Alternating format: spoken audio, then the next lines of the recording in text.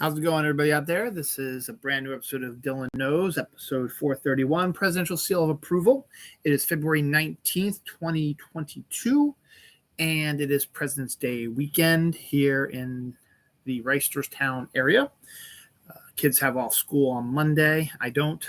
My next day off is until Good Friday in April. So I got some time to go before then. However, this is my show. This is a show I do practically every week.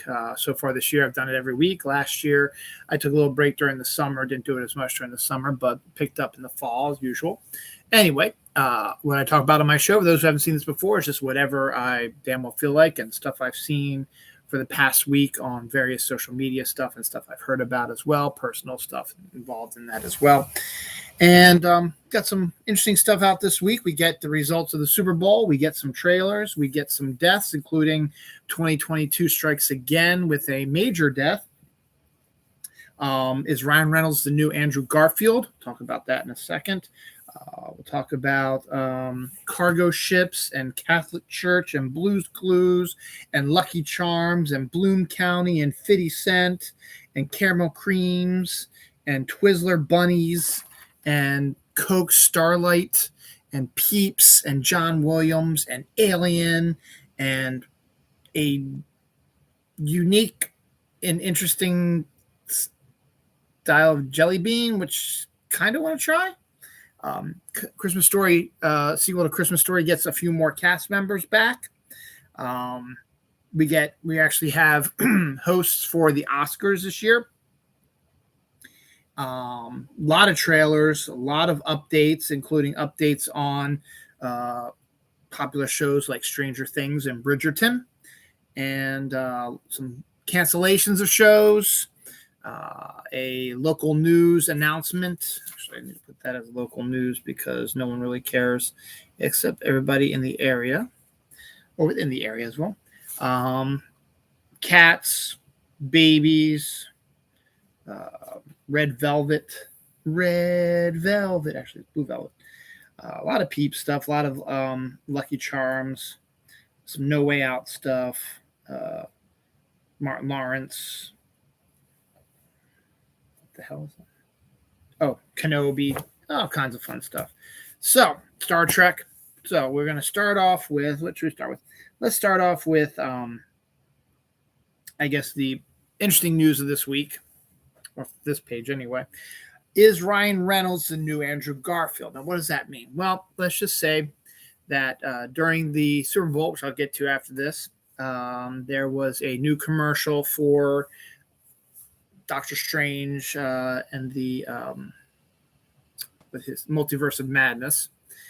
And he also released a new poster, which had all kinds of pictures all around it in glass. You could barely see because the background's black, but there were, of course, people who go through stuff with a fine-tooth comb.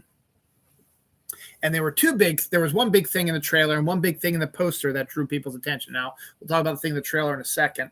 But the thing in the poster was, it appeared to be a picture of in one of these like shattered pieces of glass, which I guess is supposed to be a representation of the multiverse, was Deadpool, the Ryan Reynolds version, the one with the red and black mask and stuff like that, the one that's made 2 movies, popular stuff like that. And so people are automatically jumping, well, that's how they're going to introduce him, because it's a known fact that Deadpool will be coming to the MCU. Rumor has it that Ryan Reynolds has written the script for Deadpool 3. They just haven't started filming it yet. Or he's still working on the script at least, but supposedly it's been done or been worked on at least, and that he will be in the Marvel Universe. So a lot of people are believing that the easiest way to bring a lot of these new characters into the Marvel Universe is through this Multiverse of Madness movie.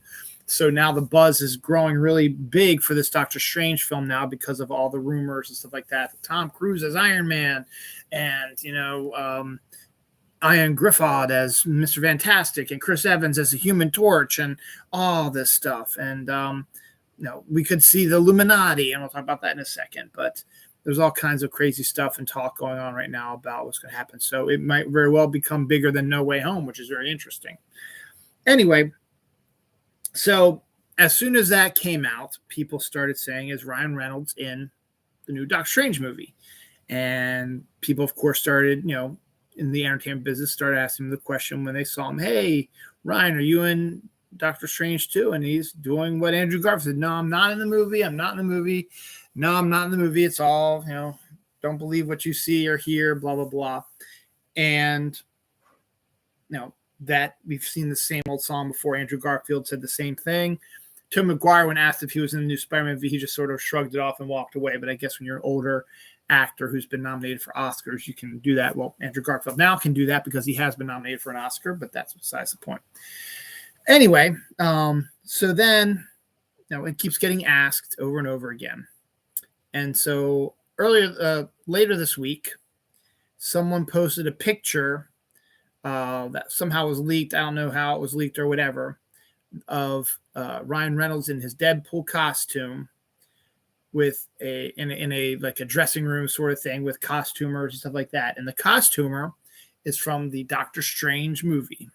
So that's putting more, gasoline on the flame, much like with Andrew Garfield, where there was a shot of him being shown around and saying he said it was Photoshop, stuff like that. Turned out to be real, obviously. So we could be going down that same road again. He still claims he is not in Multiverse of Madness, and that's the one bad thing about internet and people trying to want to get the big scoop and spoilers and stuff like that is, whatever happened to the surprise? I mean, again, it's been about 2 months now since it's been out, so I'm gonna drop some spoilers on it. The fact that Andrew Garfield and Tobey Maguire were in the new Spider-Man movie, No Way Home, but it was the worst kept secret in the world because it leaked so early, and it's all people talked about for leading up to the movie.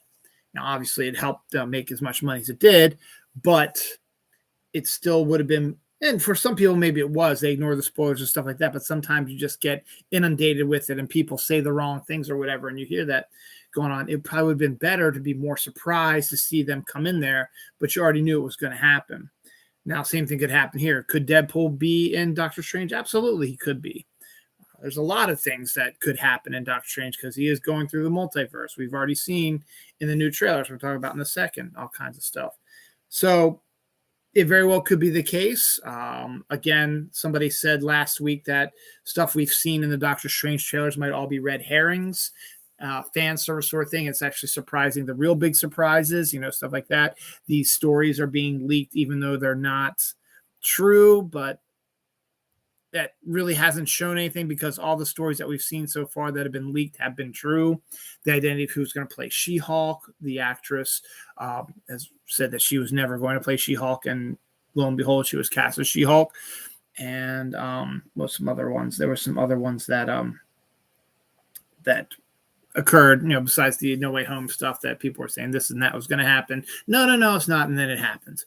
So it's kind of disappointing that sometimes gets spoiled, but whatever.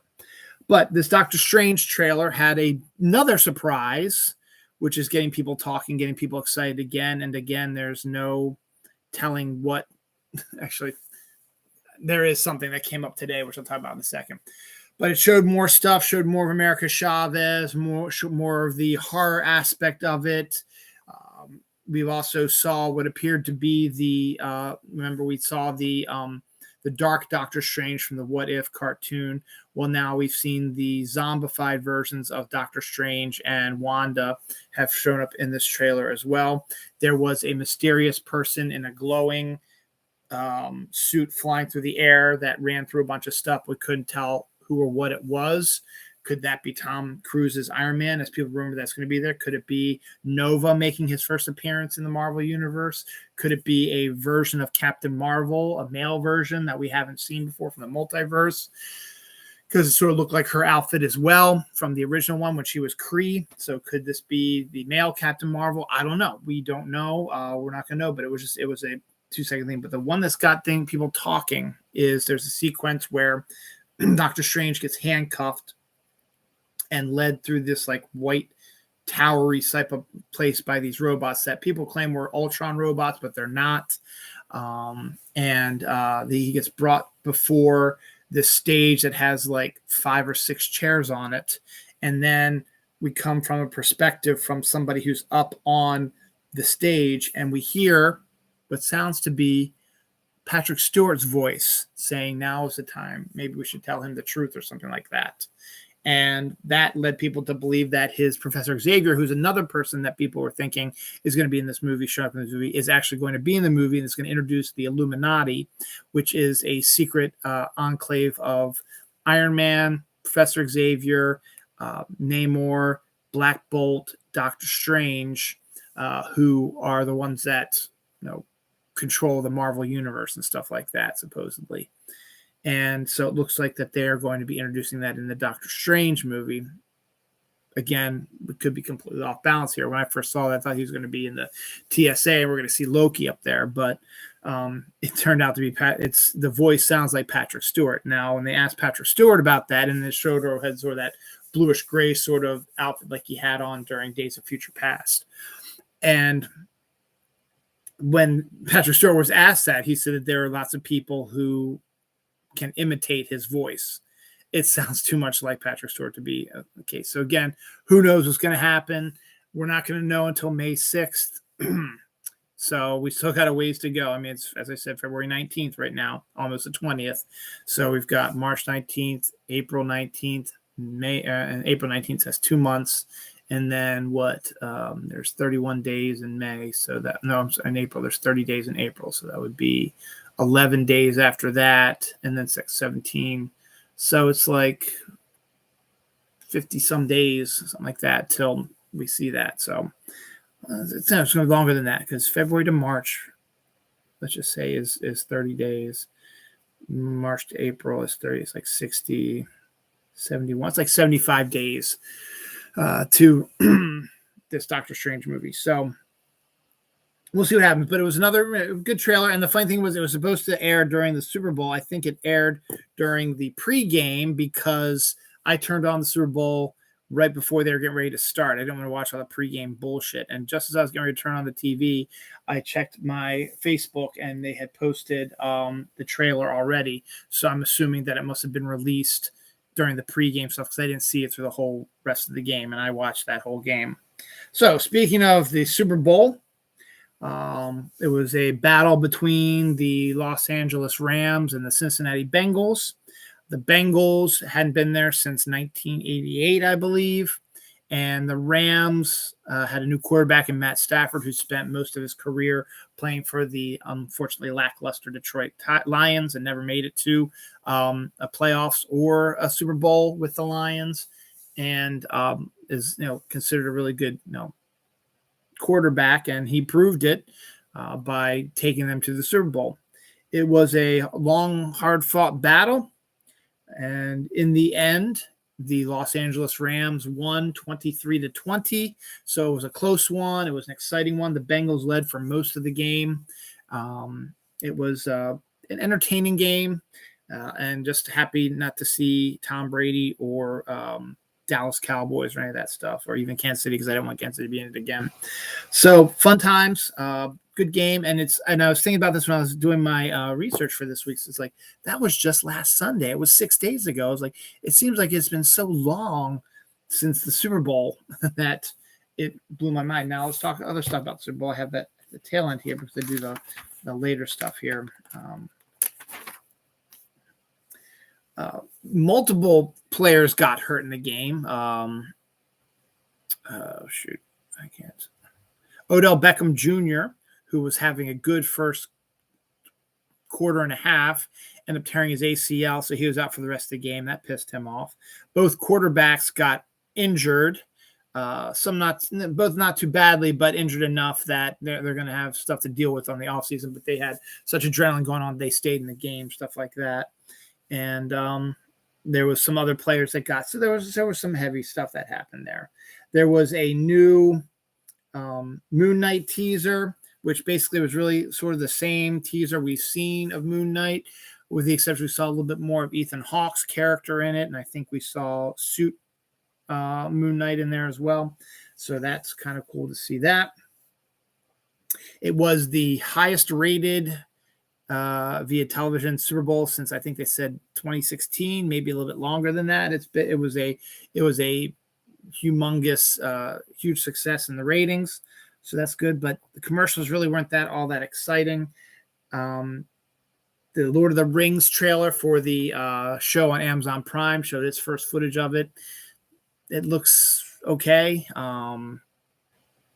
It looks like Lord of the Rings, I guess, and just a general idea of just the view. You got some good looks like special effects and characters and some action sequences, and you're seeing all the weird creatures and stuff like that. So you're getting a little bit more of all that. So you've got that as well. So that's interesting.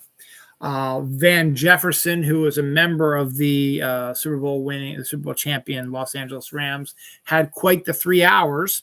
He won the Super Bowl. He helped win the Super Bowl at 7 p.m. California time, and found out while he was on the field celebrating that his wife had gone into labor with their second child. His daughter was with them on the field, so it was like, we got to go get mommy and, get your brother, see your brother, stuff like that. So he didn't stick around for the celebration because he had to get over to the hospital to, be with his wife and see the birth of his new child.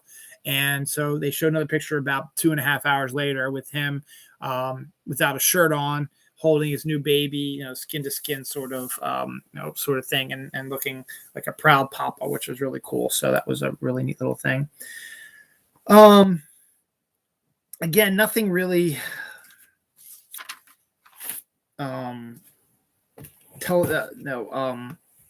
commercial wise, nothing really that exciting.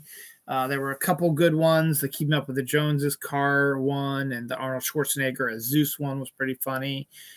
But the Super Bowl commercials just haven't had the same oomph or impact for a long time now, for like the last 2 or 3 years. And you could blame COVID, I guess. But I think even like 2019, 2018, the problem is these commercials leak early and people post them online. So you see them before you actually see them in the Super Bowl. So, and then the other thing that happened a lot with the commercials this year was everything was about like cryptocurrency and Bitcoin. And there was one stupid commercial where it's just a QRL code just bouncing up and down, changing colors for 30 seconds. It was like, can we get on with this? It's ridiculous. They wanted you to do it. So Dawn decided to see what it was all about. It was a way to get you to get Bitcoin. It's like, no, it's stupid. So I didn't. The halftime show was good. I wouldn't say it was one of the best ones out there because I've not really been a fan of a lot of the artist's work, but it was a surprise to see 50 Cent there. He was one guy that wasn't supposed to be there because he wasn't one of the guests that they had said was going to be performing. And, it was interesting to see that. And there was rumors that they were going to show the Tupac hologram, but they never showed that either. So, again, it was okay. And some conservatives are losing their minds because Eminem took a knee during the song. But it's like, why are you upset about that? He wasn't taking a knee about the flag. He was taking a knee in solidarity with Black people being attacked by, because you're racist. It didn't matter if a white guy had kneeled during the national anthem, like it would if Colin Kaepernick was white and he kneeled during the national anthem with the flag, you wouldn't be as upset as you were, is it? Because you're a fucking bunch of racist assholes. And there was no flags in sight, nothing like that, and Eminem kneeled, and you're losing your mind about that. It's like, why? You were supposedly losing your mind about because Colin Kaepernick kneeled during the national anthem. There was no national anthem. They were singing a Tupac Shakur song. A lot of people think that he was bowing in solidarity with the death of Tupac, but people lose their freaking minds about that. So ridiculous. Valentine's Day was as expected, low key. Nothing happened as expected. I got a cute stuffed flamingo and some candy and a iTunes card. And that's really about it. Got a nice collage for my daughter, which was very sweet. But yeah, and got my wife a bunch of stuff, books and shirts and all kinds of cool stuff. And same with my kids. So just kind of meh. Didn't even have sex. Haven't had sex in over a year now. So, but you'll need to know that. So yeah, it was just a low-key Valentine's Day. Nothing too exciting about it. Just another day, really. I went to work and nothing really exciting happened there. We had, what do we have? I think about some pork chops. That we had that for dinner, nothing special. Oh, well. So on to the next one, St. Patrick's Day. We'll talk about some St. Patrick's Day stuff a little bit later down the road. Uncharted was the video game movie with Tom Holland and Mark Wahlberg that came out this week, along with a movie called Dogs that stars Channing Tatum about a soldier who is taking his dead soldier buddy's dog back home or something like that. Both films were projected to do okay, but not great. I think Uncharted was slated to do about the prognosticators were predicting about 20 to 30 million, and I think Dog was supposed to make about 10 to 12 million. Well, both movies overachieved, which is good news. Uncharted is on target to make $50 million this weekend, which is really good for a film that the critics have savaged. But apparently people want to go see it, and 50 million in the time of COVID is nothing to sneeze at. And it shows that Tom Holland could probably carry a picture himself again and maybe start a whole new franchise sort of thing. And Dog made 14 million. It's projected to make 14 million, which is also an overachieving surprise for people as well. They weren't expecting it to make a lot of money, but 14 million was a little bit out of their purview. They thought it wouldn't make that much. So good on both those movies for overachieving and doing stuff.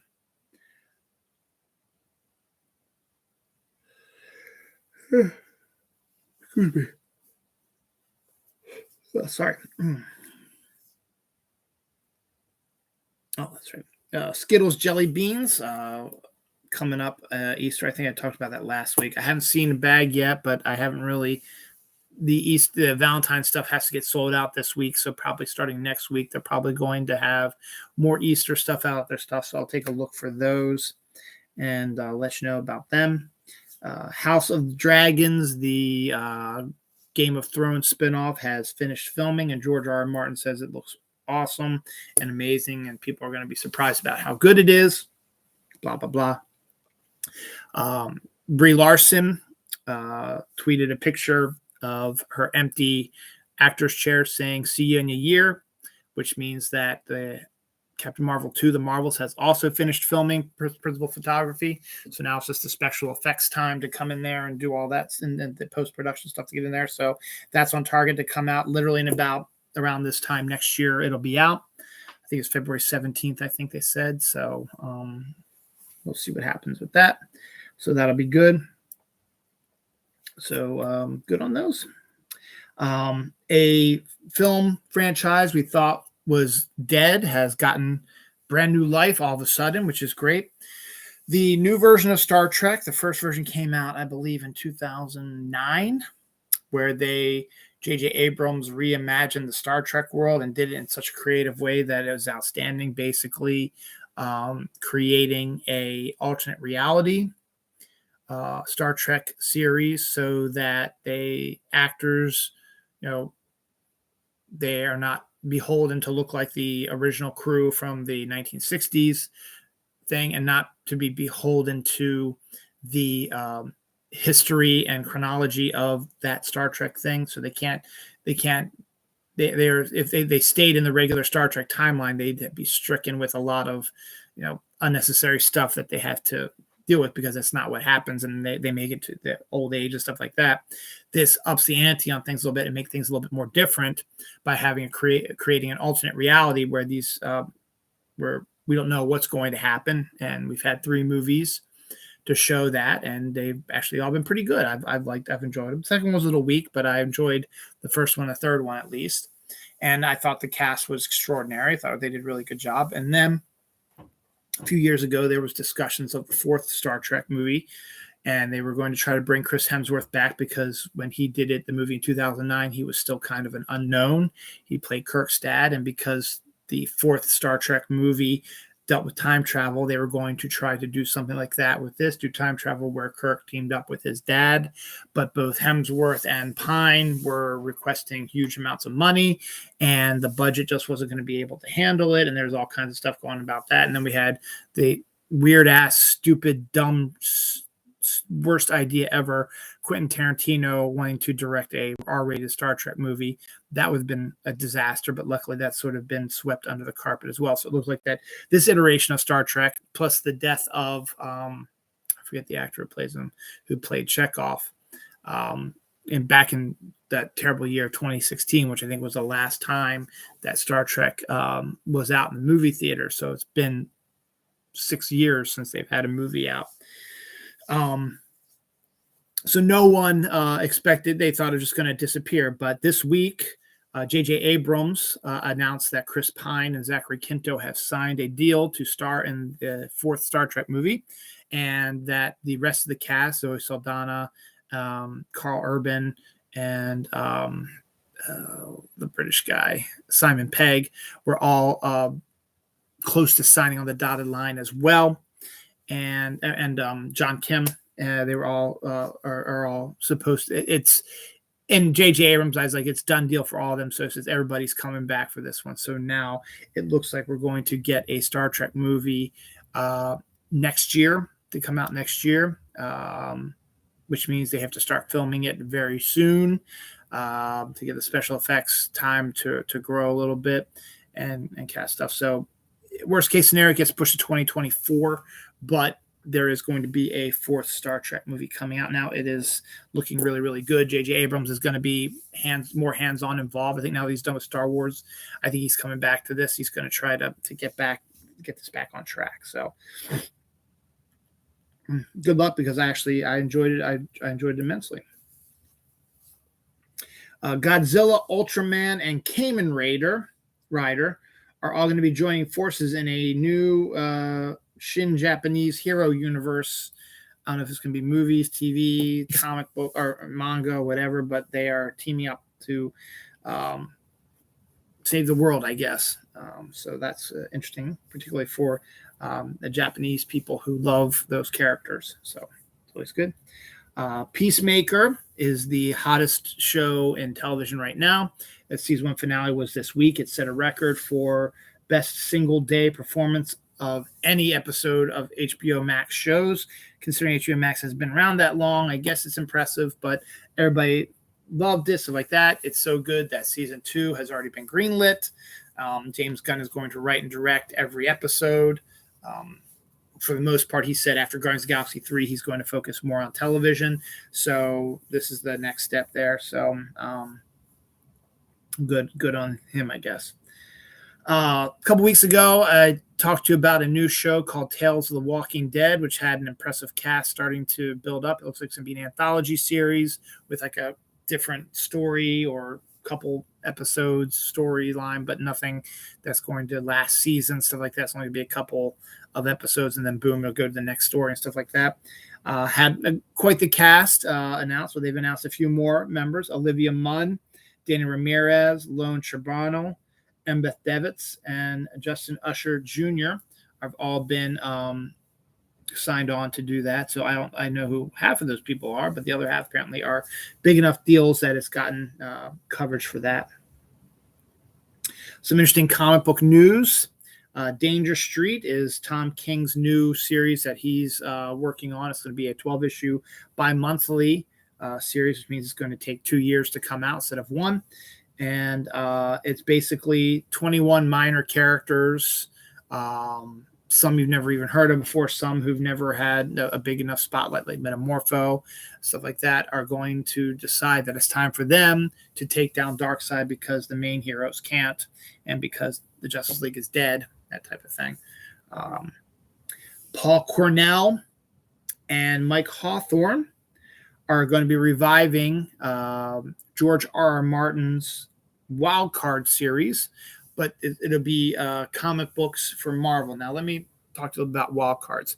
Everyone knows George R.R. Martin wrote the Game of Thrones saga, but he also wrote a series of books and not he didn't write, but he was more along the lines of the master editor, and he did write some of the short stories of them. But it was the guy who controlled everything in this world called Wild Cards. It's a superhero universe with a bit more of a real world flair to it, sort of thing. And he wrote some stories, but he also hired a bunch of famous writers to create their own characters and write their own short stories with these characters, and had some of them cross over and do all the stuff. It was big in the 90s. I remember buying the books and devouring them. I've been trying to find them, but I think I have them packed up somewhere in the back here. I'd like to revisit them because I remember kind of liking them, but it was like the late 80s and 90s, and I had a whole bunch of them, which I got, and I really, really enjoyed them. So, and then Marvel had the rights to them, and they did some comic book versions of it, same thing, using sort of the same characters that were created by these writers, and turned into comic books and showed more adventures of these short stories with different creative teams on it. But Paul Cornell and Mike Hawthorne are going to be the creative team for this series. So we'll see how that goes. So it could be pretty interesting. I think I have another comic story somewhere else around here, but I might not. I don't remember where it is. And I guess I will get to it a little bit. I mean, I've got a lot of stuff. I'm going to jump around here. There's lots of trailers coming up, so we'll talk to here in a second. And we'll find out. So when I come across one, I'll be like, oh, yeah, remember when I talked about this before? Well, now it is 31 minutes in. We talk about comics, and we'll do it again, possibly later. Florida woman, not Florida man, Florida woman, Jasmine Martinez, used a pandemic loan. I guess she got it from being a business owner or something like that. She used a pandemic loan to hire a hitman to murder her rival. So I guess it would be business. I guess instead of using it to fix your business, you decided to hire a hitman to kill your rival who's been, taking away your customers and stuff like that. That's fucked up. That's after midnight. I can say fuck. So yeah, of course it's live, but when you watch this like 2 p.m. tomorrow, and I say the word fuck again. Anyway, what the hell is wrong with Florida? I don't know. I really don't know. Speaking of morons, the winner of the winning bid for the Melania Trump NFT that she put up for sale was Melania Trump. Reports say that a company owned by her bought her NFT because nobody was buying it. I don't know anything about goddamn NFTs or Bitcoin or cryptocurrency. I really honestly, I don't give a rat's ass about any of that. I just thought it was kind of funny. Call it Schadenfreude if you want. But I find it kind of funny that, she's supposedly the most popular, first lady ever, according to the conservatives, but nobody wants her NFT, not even conservatives. So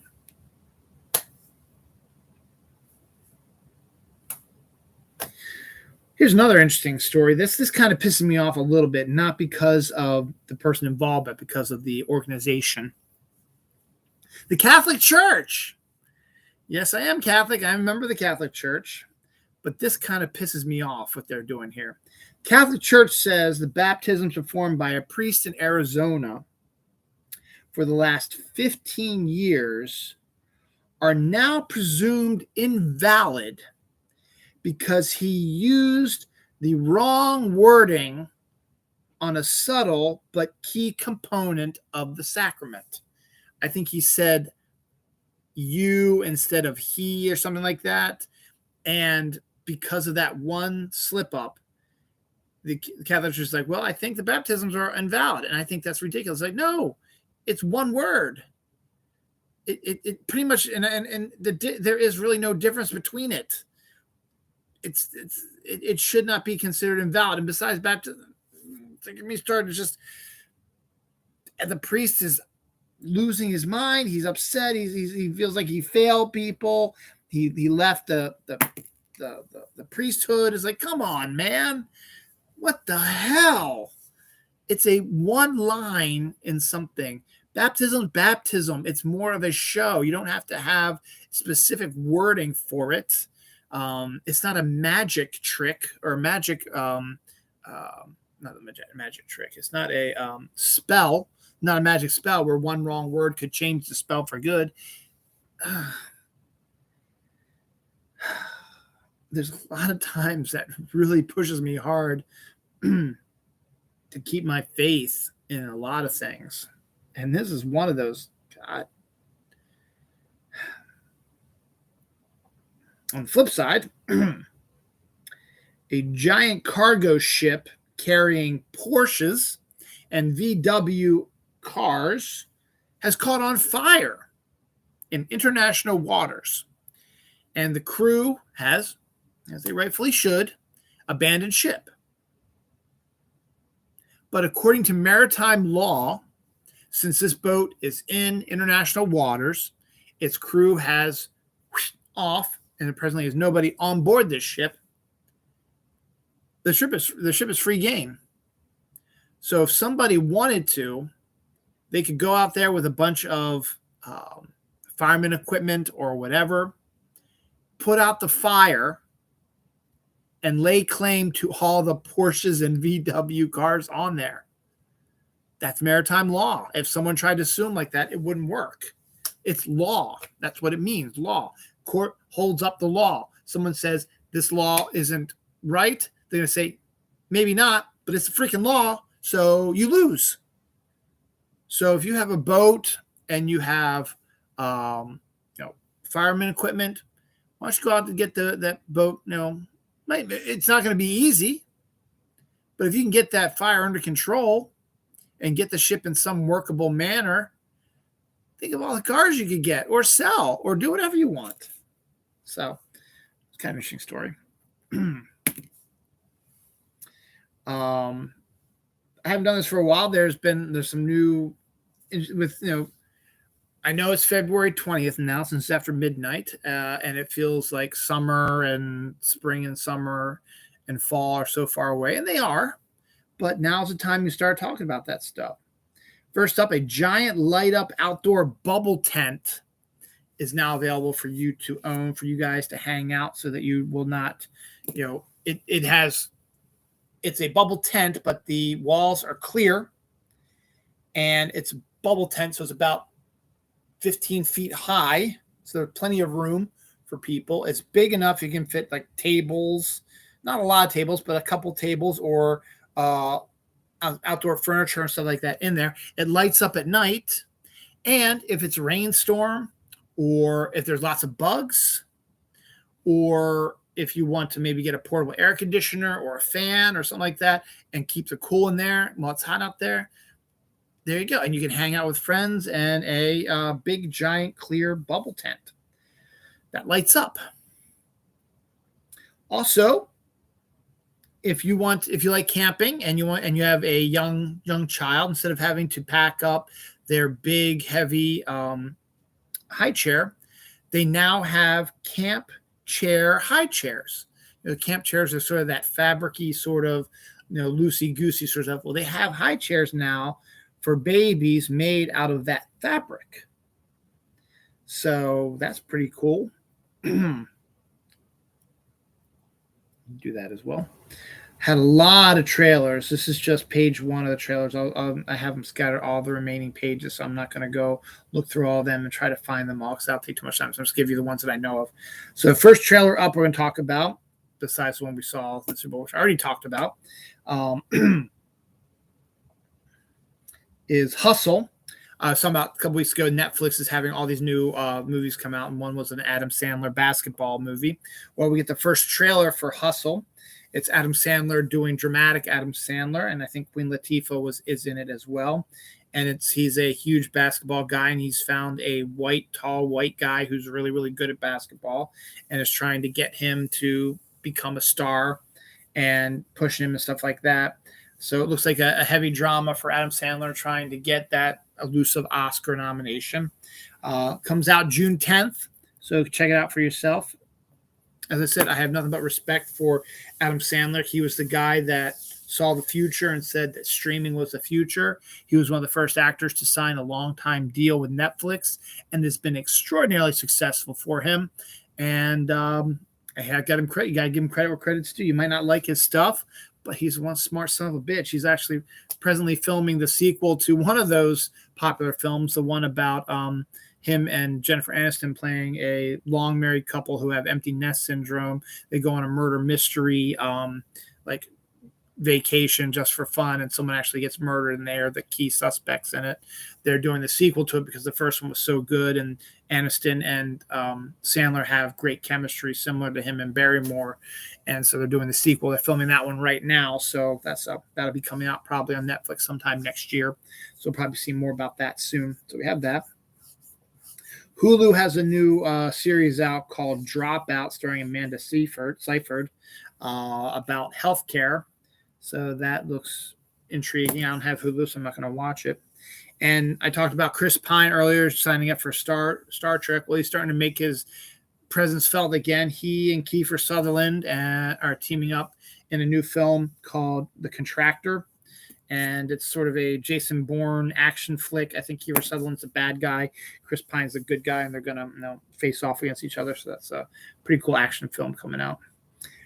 Deaths with a lot of deaths this week, but the biggest one, which all deaths are big and important, but a lot of them are not as famous as other people who've died. And 2016, we had a lot of famous people passing away. In 2022, seems to be going in that general direction because we lost Ivan Reitman, the director of Ghostbusters, Stripes, Meatballs. He co-wrote Animal House. He did Twins, Kindergarten Cop, Junior, Legal Eagles, No Strings Attached, Draft Day, Ghostbusters 2, Dave. I can't think of. I think that might be all the movies that there's maybe a few other ones he's done in there as well, but yeah, he also produced so many big hits also, and co-wrote a bunch too. His son Jason most recently directed the Ghostbusters Afterlife sequel. But yeah, Ivan Reitman died early. Died on Valentine's Day, I think, early this. Maybe it was Super Bowl Sunday. It was one of those two.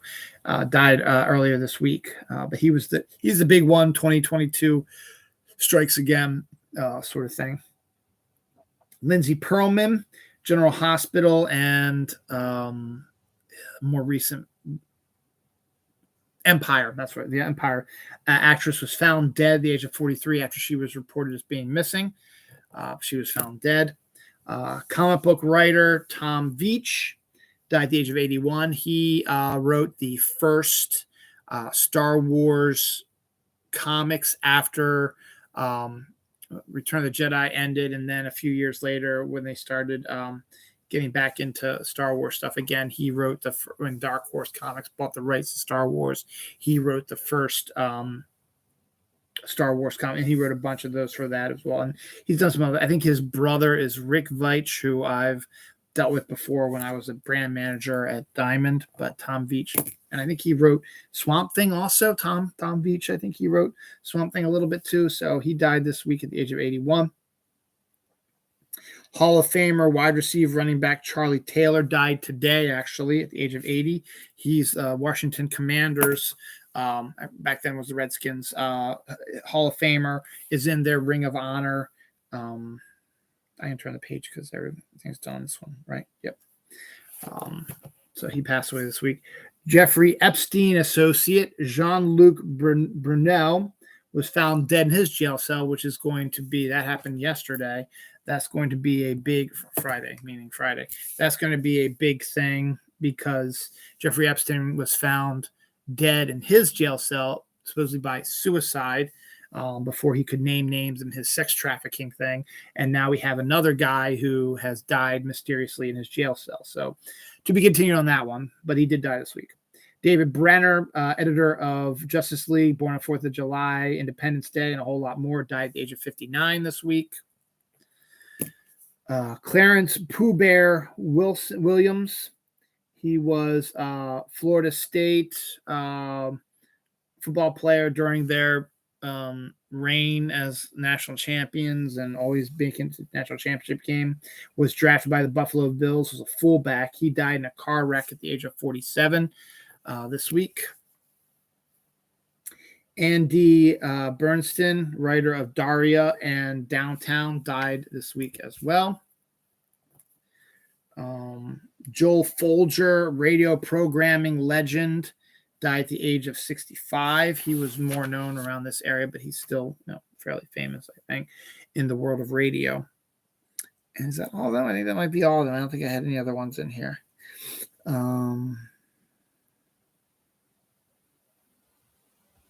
Aquaman. Let me just, I know what that is once I just clarify that. Aquaman. All right. So those are the deaths, but the big one was Ivan Reitman, and all these other ones, obviously, all deaths are big, but per famous wise, Ivan Reitman was the big one that passed away this week.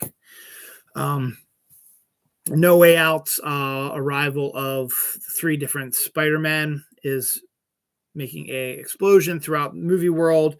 Now, Blue's Clues is going to have their first live-action movie called Blue's Big City Adventure, and all 3 of Blue's hosts are going to be together in one film. So it'll be interesting to see all them together with Blue. So that should be good. Minecraft is testing a scary update, a new biome called the Dark Biome, and new creatures and new stuff that's going to freak young kids out even more. It's wonderful, great, but gets to make it a little bit more scary and grown up, I suppose.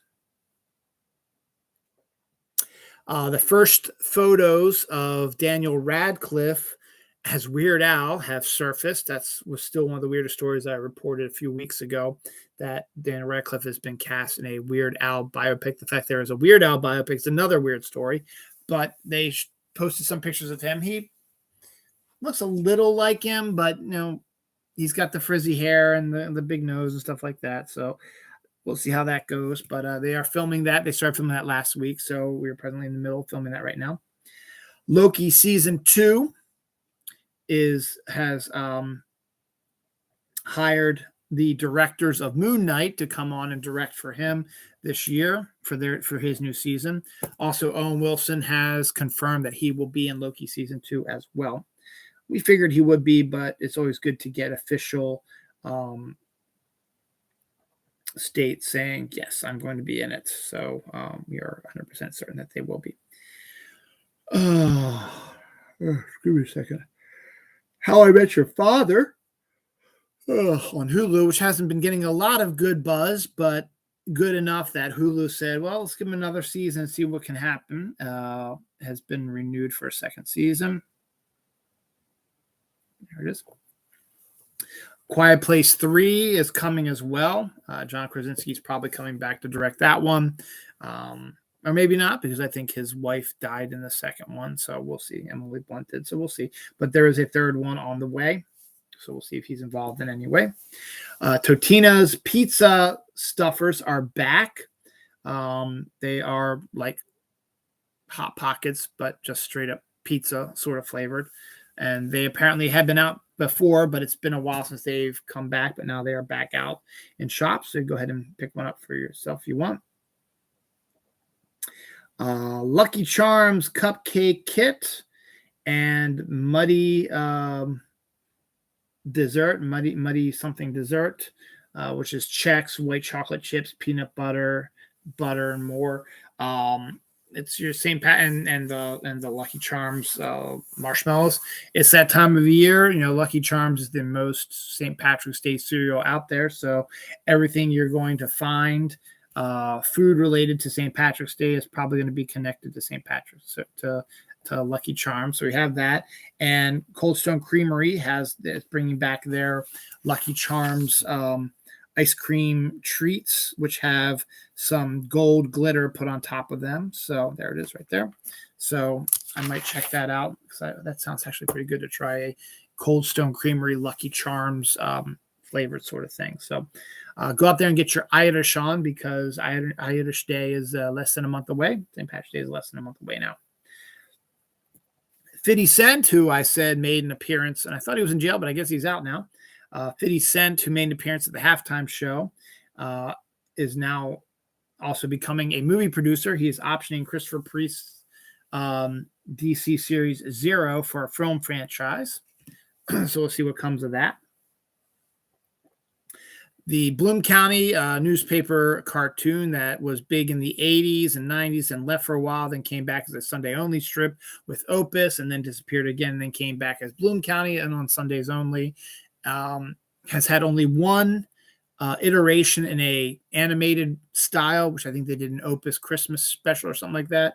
Well, Bloom County now has an animated series set at Fox. So we'll be seeing Bloom County as part of probably the animation domination Sundays that they always talk about. So we'll probably seeing that really soon. Might be as soon as this year. If they've just announced it now, they've probably been working on it now for a while. So hopefully it'll be popping up in this new season. Or if they just announced it now, they're working on it. It'll show up next year around this time. We know those caramel creams, it's a circular caramel. It's like caramel on the outside. There's like a little weird white sort of middle to it. And it's kind of gushy and weird tasting, stuff like that. It's okay because it's caramel and it's like this weird frosting flavor in the middle. Well, they've upped the ante with that by turning it into caramel cream Oreos. There's now a new version where the outside is Oreo flavored with the cream in the middle. So it looks like a Oreo, but in squishy candy form. Speaking of squishy candy form, Easter is coming also. That's another big candy holiday. And Twizzler is releasing Twizzler bunnies, almost like fruit snacks shaped like bunnies that taste like they're Twizzlers. So that could be something interesting to take a look at down the line. Dove is also releasing their new Easter chocolates very soon. They are made, this year's are made with pieces of waffle cone, which is kind of weird since the Dove candies are only about that big, and how are you going to stick a waffle cone piece in there? I don't know. I guess you break it down really much and slide them in there, I guess. Peeps is always a big thing about Easter. It's marshmallow bunnies, but it could be other bunny-shaped stuff, including a Peeps pancake set, which comes with a Peeps bunny thing you fill up with the pancake mix and you cook it, and it'll be in the form of Peeps. So if you want to do that, you can do that. It won't taste like Peeps. It'll taste like pancakes, but they'll look like Peeps. Peeps inflatables actually look kind of interesting. They are also a big thing that is coming out now this season. So I might check myself out and get one of those too. Because they're full colors, they're these bright colors, and it's pretty recognizable. It's a peep, it's a bunny, so it would be perfect for Easter. If you don't already have an inflatable in your yard for Easter, well, there's one you can get now. Walton Goggins has been cast as the lead in Amazon's Fallout series based on the video game. So they've cast a pretty interesting actor to do that. So that's intriguing. And there's also a BioShock movie that'll be coming to Netflix. So video games are starting to get more into the streaming world as well. So probably see more and more of those as time progresses.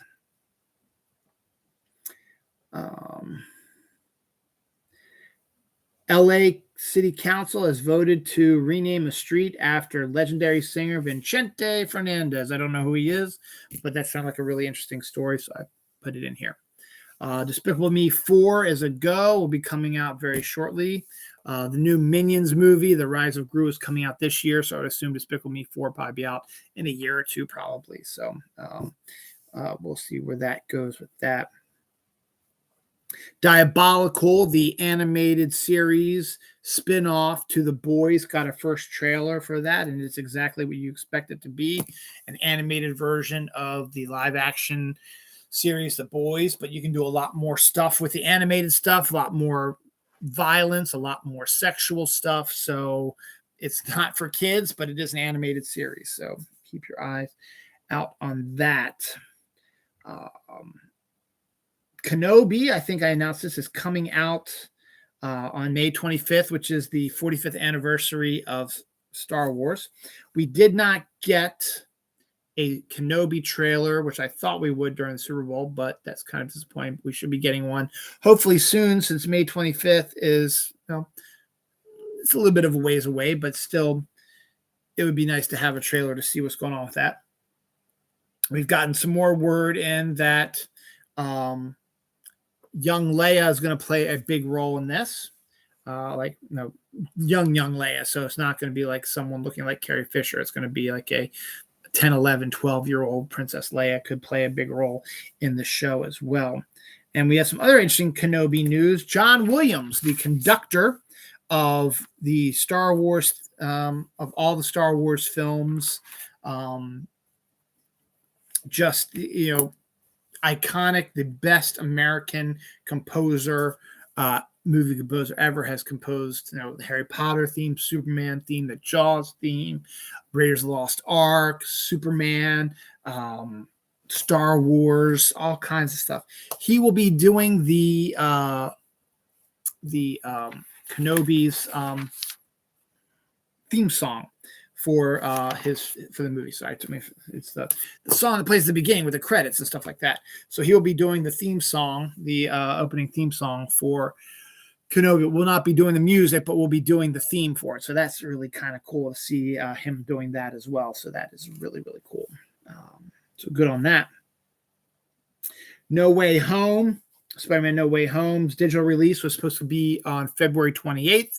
It has now been pushed to March 22nd. Now, the rumor is going around, the reason why it's being pushed back at least a full month is because that there is going to be a rumor of an extended cut with more scenes added from the deleted scenes, edited back into the movie, and then a theatrical re-release of the new version coming soon, but we'll see. I don't know if there's any truth to that or what. It would make sense to try to make a little bit more extra bucks because it just passed Avatar this week as past Avatar in the domestic top movies of all time. It's still about 2 or 3 movies in front of it before it becomes number one domestically, but it's not going to pass Avatar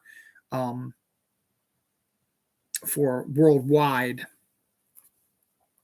because it just won't. Okay. Because it's at least $1 billion difference between the two. It's not going to happen, even with this re-release, if it does happen. So bear that in mind. But to fill the void, that's Monday, February 21st, 2022, sees the release of Coke Starlight, a soda that the Coke people say tastes like outer space.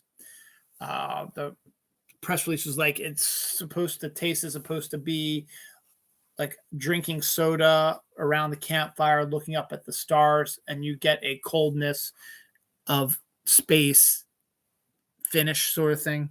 So we'll see. It's going to be in a red tinted bottle or cans, I guess. So I have to keep an eye out for that. I forgot. I was like that. I didn't see it. I was like, yeah, that's Monday. So we'll have to keep an eye out for that. That's the first I've heard of Coke Starlight. So we'll see what happens. Twix Shakers, it's a seasoning mixture, is now available. So you can shake it onto ice cream or whatever, and you get that extra sort of caramel Twix sort of flavor, cookie flavor to it. Martin Lawrence is doing a reunion of his show, Martin, which surprised me a lot because I thought him and Tisha Campbell were like, Tisha Campbell had like a warrant out for him not to even come close to her, but apparently they must have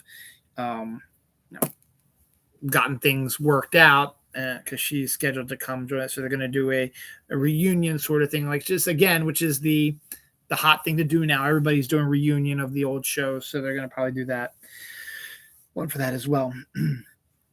Shudder, the horror streaming service like that, they produce their own original movies as well. They have a new one that they just announced called History of Evil that stars Brooklyn Nine-Nine and Encanto Stephanie Beatrice and actor Paul Wesley from The Vampire Diaries.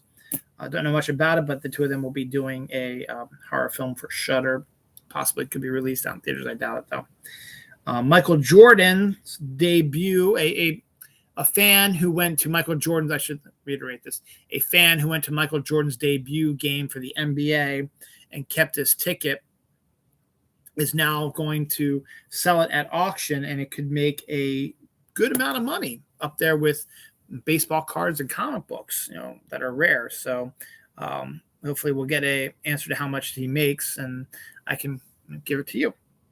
And some local news after a 2-year hiatus, and technically kind of a 3-year, because when they did it back in 2019, it rained. It seemed like every time they did this. But up here locally, we had something that during the summer called Music on Main Street. It would usually start around Memorial Day and go through Labor Day, and go through Labor Day. And it was every Friday from 6:30 to 9:30 at the middle school, which has a big front yardish sort of area right on Main Street. Different bands come and perform music, and people bring their chairs. It's free. They bring food. They also, you can go to the Cow, and they have a wine thing now across the street. You can't bring to the event, but you can still hear the music from across the street because it's loud enough, stuff like that. There's dancing, and there's food trucks and all kinds of fun stuff. Well, as I said, it rained a lot every Friday during the summer, and a lot of the things were postponed in 2019. Then COVID hit the last 2 years. They didn't do the last 2 years, but they have announced that they're doing an abbreviated version of it this year. Instead of starting Memorial Day, it will be starting at the end of June and going through September. So you've got the bulk of summer, so July and August, and a couple weeks in, actually 1 week in June, like 1 week in July, or 1 week in September. So that's good here locally. So we'll see if we end up going to that. Still got a lot more to go. Disney unveils something brand new to keep controlling our lives. They've announced a new residential community called Stay Living or Play Living or something. Stay Living, I think it's called Stay Living. The first one will be available in Rancho Mirage, California.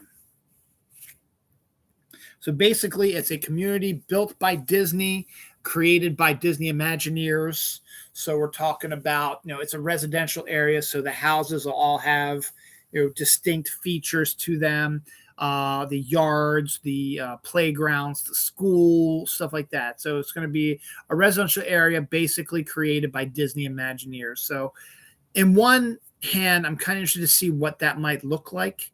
In the second, it's like, damn, Disney, you really are pushing their stuff. I mean, they'll probably have Disney paraphernalia all over the place, probably free Disney Plus on all the TVs. Crazy. It's crazy how much it's going crazy. But it's still interesting, though. Aaron Rodgers and Shailene Woodley have broken up. I just wanted to say that. Jack Quaid has joined the humongous cast of Oppenheimer. I guess he's related to Dennis and or Randy, some form or another. Regina Hall, Amy Schumer, and Wanda Sykes will be the hostesses of the Oscars on March 27th. It should be interesting to see how the three of them react. They have now three females, two of which are females of color, one of which is a lesbian. And we'll see what happens. It seems like it's an interesting way to go, and should be good.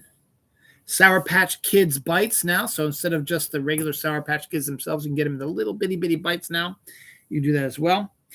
Just in time for Easter, Oreo's Hop Cookies, which has the cream dyed a pastel green color, will now start to be available at grocery stores very, very soon.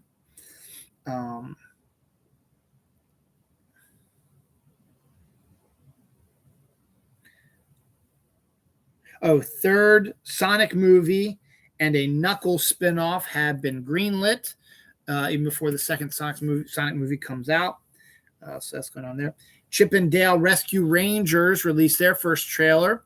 It is a mix of standard animation, CGI, and live action. So that could be kind of an interesting take on things. Andy Samberg and John Mulaney continue to voice the Chip and Dale characters. New I Am Legend project has been greenlit as well. Don't know if it's a remake or if it's a continuation of the story or whatever, but it has been greenlit, so we'll see what happens with that.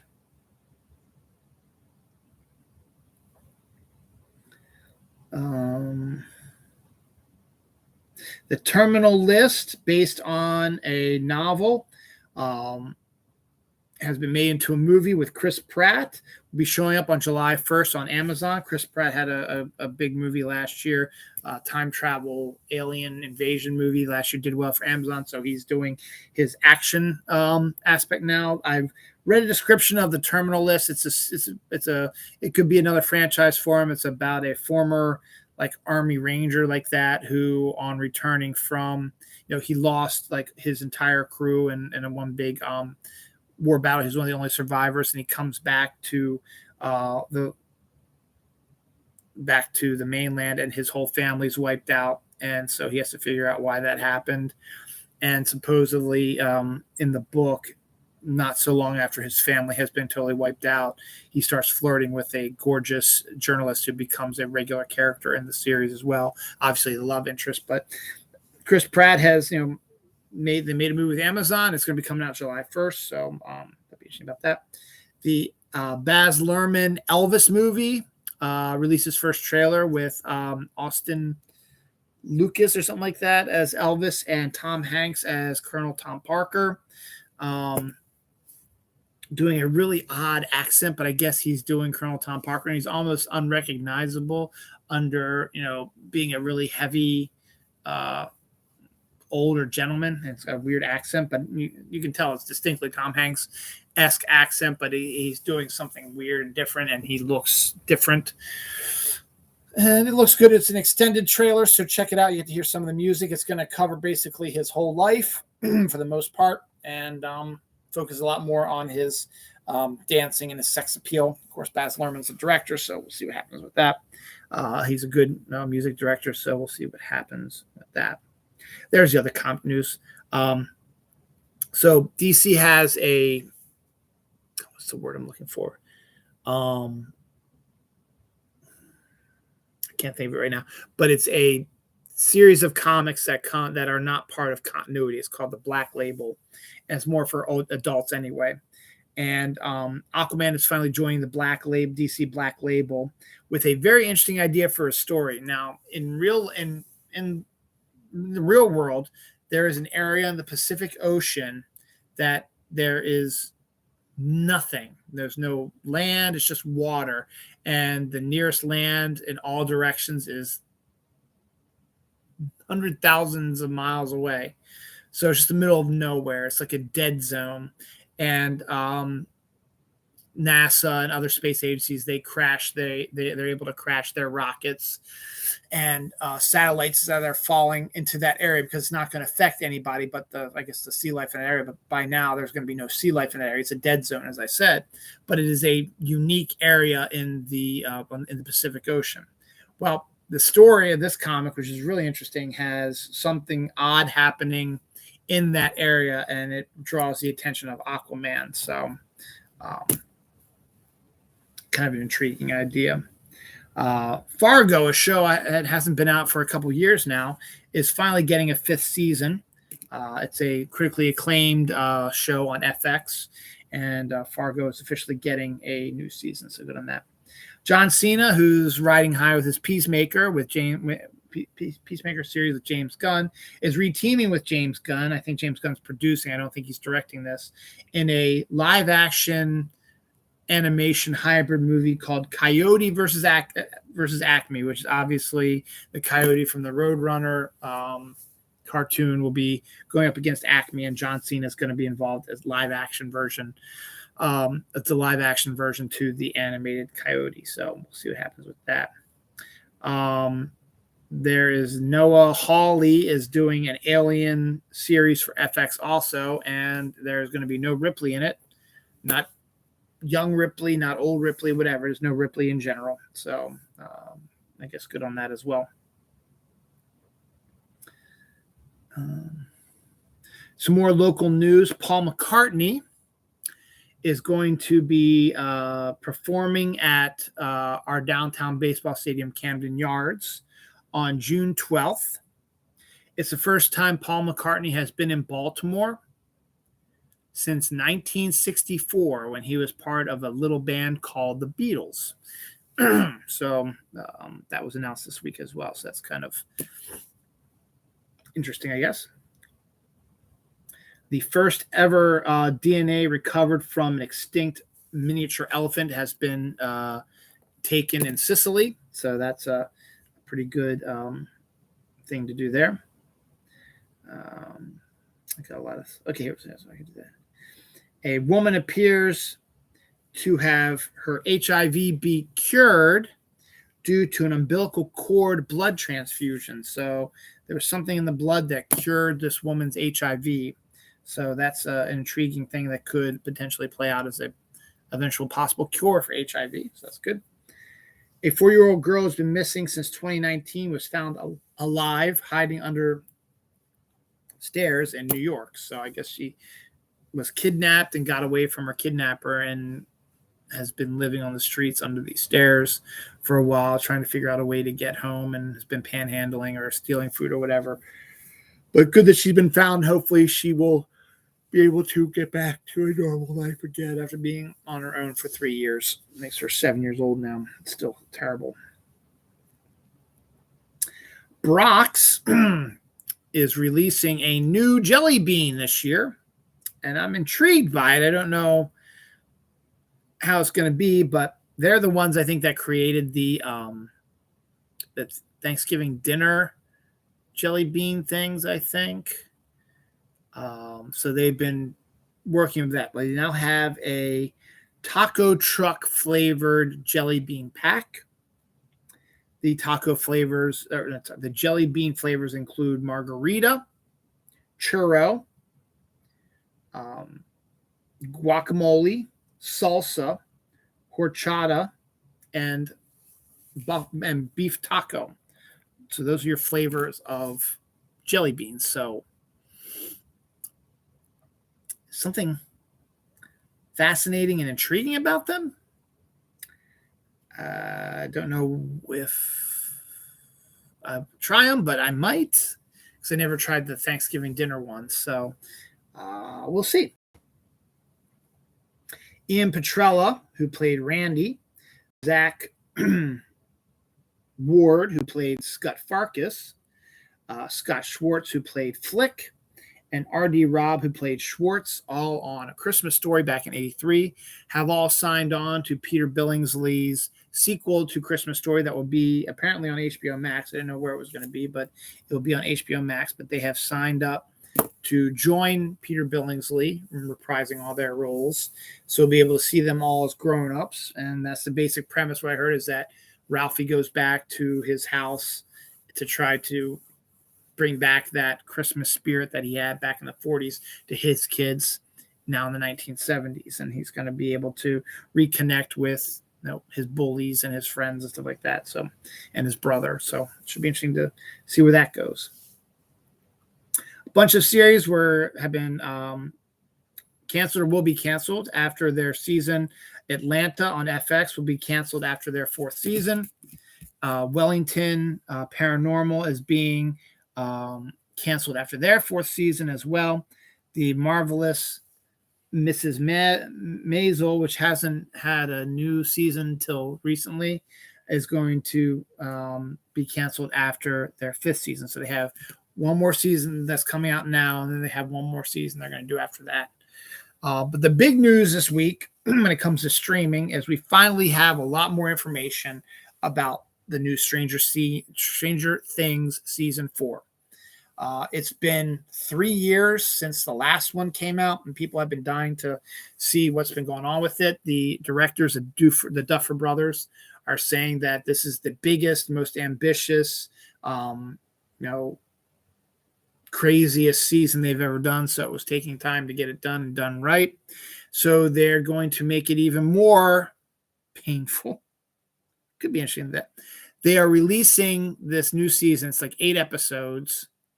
Half of them will be released as a part 1 on May 27th, and half will be released 5 weeks later on July 1st.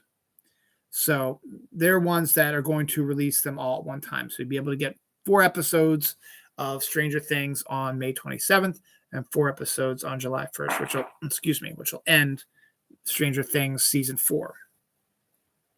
The Duffer Brothers also said that they have one more season left in them, and that season 5 will be the last season of Stranger Things. So only one. We got the new season coming out this year, and then the 5th season coming out whenever.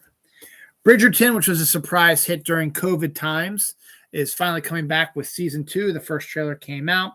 It's going to be premiering on March 25th, which is Maryland Day, actually.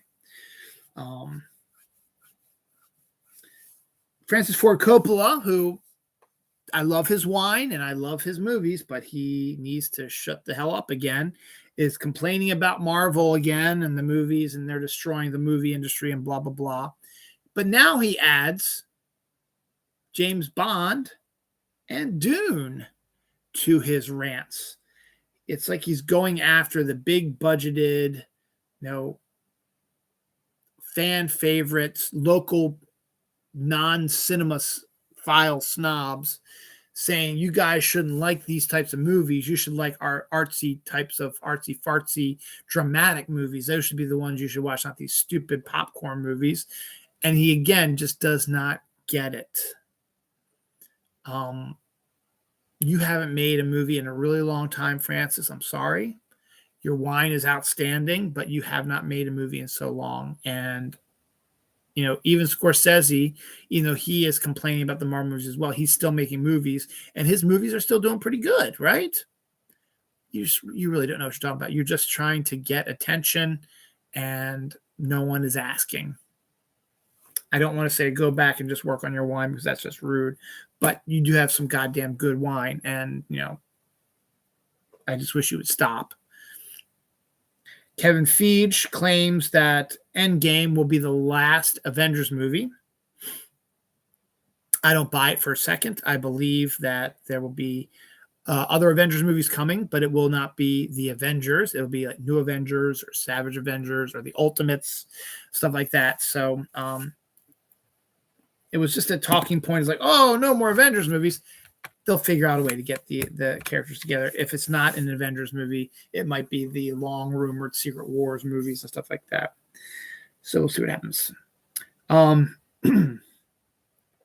Speaking of acting and stuff like this, I've gotten the acting itch again. Remember, I did some acting in high school and college. I was an extra on the TV show Homicide for 2 episodes. I've done the Squirrel movie. I did about 7, 8, 9 years ago. It was like 7 or 8 years ago. I did a YouTube show called The Assistant, which I did all by myself, all improv, filmed it myself and stuff like that. Then I lasted a couple 40-some episodes, something like that. And I did a role in my daughter Noelle's movie as well. So I've got some acting experience. Well, Pat Moran, who is the casting agent here in Maryland, who casts everything that's filmed in Maryland, including big Hollywood movies, big Hollywood TV shows like House of Cards and The Wire and Homicide and The Corner and stuff like that. You want to talk to Pat Moran. She is the person to talk to about casting. Well, she posted earlier this week a flyer for a series that will be filming in Baltimore starting spring of 2022, going through fall of 2022. It is going to be it's going to be a TV series on a famous streaming service. It was not revealed which one it is. Could be Peacock, could be Paramount, could be Netflix, could be Amazon. Not being said yet. I think it's the deals have just started coming through. And the name of the project is Flamingo. So that got my acting juices up, because there's Dimitri. I got a flamingo stuffed animal for Valentine's Day. I have flamingo shirts, socks, bobbleheads, all kinds of crazy stuff. And it's local stuff. And it doesn't necessarily mean I don't necessarily have to be a main role, but it wouldn't be too bad being an extra on a TV show again. So she gave out her email address, and she said, if you're interested, and the casting is for men and women between the ages of 20 and 60 and kids between the ages of 5 and 12. which Noah could be involved with also, but he hasn't shown a huge interest in that yet. So I'm going to send in my headshot probably on Sunday to the address and see if I get called in to do something. So fingers crossed. I don't know anything about it. I haven't seen anything about it online, so it hasn't either been announced yet. Maybe it's a big surprise thing that they're waiting to cast someone big in it, and then they'll reveal it. So we'll see. I mean, we've worked with HBO with Veep. We worked with Netflix with House of Cards, so it could really be any of those. So I'll keep you posted on that. But I'm excited if I get cast. That'd be really, really kind of cool and something.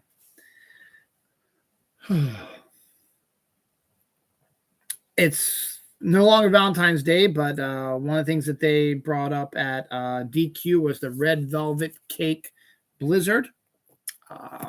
It might still be, might be like the February flavor, so you still might be able to get it now if you like red velvet. It's got all kinds of red velvety goodness to it.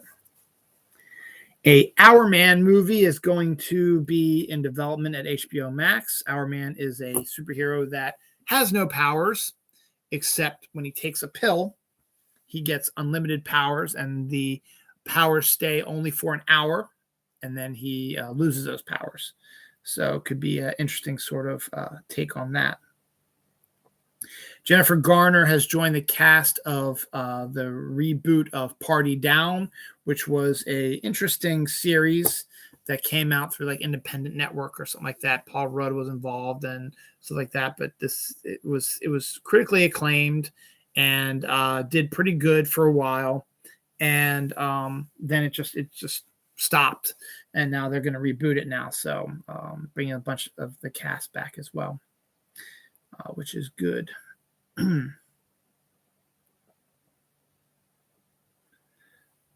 Lord of the Rings anime is set for a April 2024 release, it looks like. So we still got a little bit of time, but there will be a anime of Lord of the Rings coming out in 2024. So that should be interesting. The Wonder Twins will be getting a movie. It's in the works at HBO Max as well. We all know the jokes about the Wonder Twins from the old cartoon series, but they're doing a live action series of it now. Topsy the cat was missing for 7 months till his owner saw her on a TV football match, football being soccer. So this is England. So their cat was missing for 7 months, and then it showed up on the pitch of a football field in the middle of a match. It ran around the field, so they knew where the cat was and were able to hopefully get it and get reunited with it.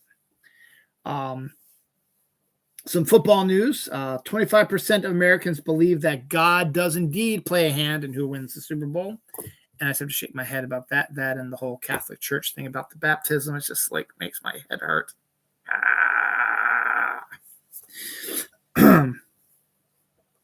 Former Denver Broncos lineman is sentenced to 16 years in prison for attempted murder. I didn't get the person's name, but I don't want to, advertise who that is. But there was somebody there. And Adrian Peterson was arrested for domestic violence during the Super Bowl weekend as well last weekend. ALMA, which is, I guess, a outer space telescope sort of thing, spots a moon-forming disk growing around a distant exoplanet. So they had a picture of the exoplanet, and around it was this ring of stuff, which looks like it's going to be forming a moon around this exoplanet. So that's kind of cool that they actually get to see the formation of a moon around an exoplanet. So that's pretty cool. Finally, our final story for this February 19th, February 20th presidential weekend, President's Day weekend, 2 minutes before 1 a.m. This is from one of my non-reputable sources, but it was intriguing nonetheless. And I think it's kind of interesting because it's kind of out there. Back in 1989, Voyager 2, a probe that had been, launched from Earth in the 70s and had some, along with its cohort for Voyager 1, both of which got good photos of Jupiter and Saturn. Voyager 1 went off into its own to go to interstellar space, and now it's been in interstellar space for years now. Voyager 2, meanwhile, was said, well, you've got the big assignment now. We've seen Saturn and Jupiter, and you just came back and did a secondary sweep of it to see if things have changed. We're going to move you on to other planets that we haven't seen yet, including Uranus and Neptune. So they showed, so went to Uranus back in 86, I think, and showed the upside down rings that nobody had seen before, and a bunch of other really cool shots of Uranus. Yeah, I know. Laugh it up, fuzzball. And then the real visually stunning one was when they went to Neptune in 1989. And you see this dramatically blue planet. Looks like a water planet almost, with wisps of white clouds. And it's probably the most gorgeous planet in our solar system. And it's our first looks at it, because both Uranus and Neptune have been seen in the night sky, but no one's ever actually really photographed them till Voyager 2 did it. And Neptune went and took pictures of its moons, including Triton and a few other stuff. And then it went on into interstellar space, which is where it's at now. So one of these non-reputable websites, which deals with UFOs and aliens, stuff like that, someone was combing through some of the 1989 footage from Neptune. And particularly, they were looking at a segment of film that Voyager 2 filmed over the moon of Triton, which is a moon, a good size, probably bigger than our moon, good size moon, think about it. And this guy claims that there are alien buildings on Triton, which is kind of a weird place to be, because everyone's been focusing on Venus and Mars first and foremost, and then Venus and the moon. Those have been the three main areas, because those are the closest ones around us and where we've had the most time. And then you've got Europa with its potential underwater ocean, frozen ocean that could have life in it as well. You have Saturn having Titan, having one of the most interesting moons out there. Neptune, it might be the most interesting planet, but Titan is the most interesting moon. But Triton now has become a little bit more interesting. If these pictures showing these weird black squares, almost perfect squares, in this one big area that covered about a 20 to 30 mile area. There's tons of these buildings and stuff like that. The perfectly cut squared rock, which if you've seen moons and rock formations, stuff like that, none are as perfectly square as these are. So that's where it gets a little intriguing. But I wanted to say it, because do I honestly believe it? No, not really. But the fact that they pulled Triton out of their ass, of all places that nobody would even consider or think about, makes you go, oh, wait a second, maybe there is something to that. So we shall see. That is it, everybody. So enjoy your President's Weekend, what's left of it. Most of us have to go to work on Monday, but kids are off from school, and the federal government, the federal offices and stuff like that are going to be shut down, which means it's going to be a good week for traffic. A good day, I should say, for traffic, not week. So enjoy your President's Day. Enjoy your February. Enjoy the rest of your weekend too, and we will see you soon.